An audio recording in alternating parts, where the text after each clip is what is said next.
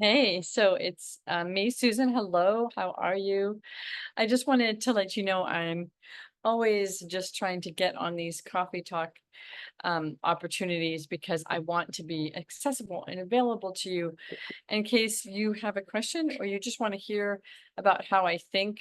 I think it's really important if you're going to work with someone that you have a like mind way of thinking about things. And so that's why I'm offering this coffee talk. And I just talk about a few relevant issues that have come up maybe in my practice um, this past week.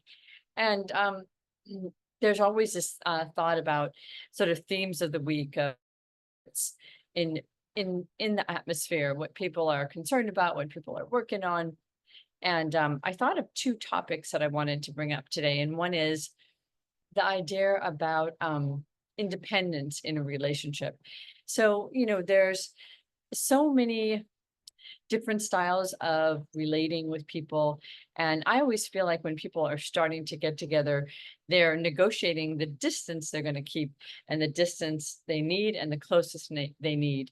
And oftentimes people don't get beyond that space in relationships. And so the lust stage, maybe the first 3 or 4 months, never really accumulates into anything. Um, and I think when people can negotiate the kind of space that they need, and if they're getting some of their needs met in a relationship, then they can hang on in a healthy way with the other person. But I think it's also important to investigate independence because there's life is busy, right? And if you are a person with a career or a full work life or a full life, you really do need to keep carving out time for your relationship. And it's hard to do that except for like, let's do chores together. Let's spend our Sunday night getting ready for the week, or let's spend our Saturday getting ready for the dinner party. And I think that it takes more than that to really have a sustainable relationship. There has to be the desire to hang out. There has to be activities that both parties are interested in, and also a certain depth that people are willing to go. And that could be anything. It's just a negotiated depth, like just getting back together, just getting back into connection.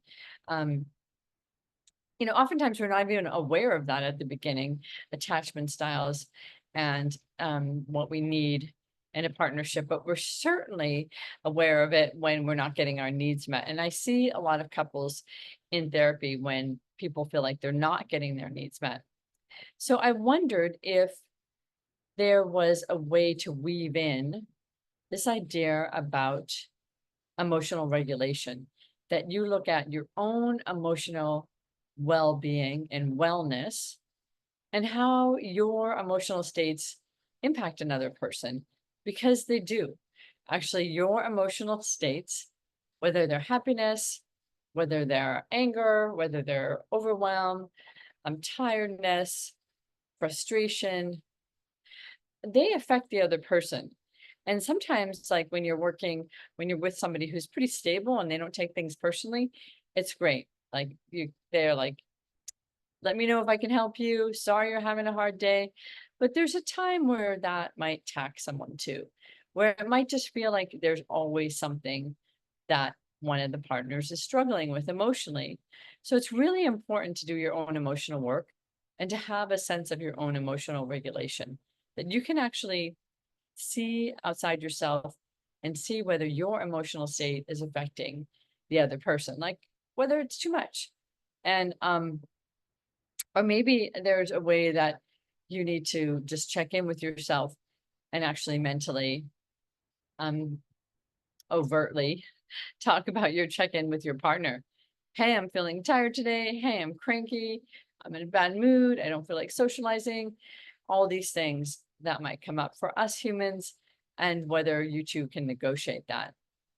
So I think part of a success in a relationship is dealing with independence and closeness, is dealing with emotional states, is dealing with emotional regulation, and also communicating all the time, because communication is intimacy.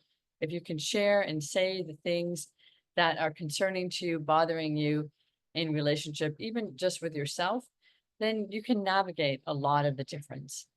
So that's my thoughts for you today. Welcome to Coffee Talk. I'll be showing up again as usual, and don't hesitate to send your questions. I always love when you do. And come back and talk to me sometime.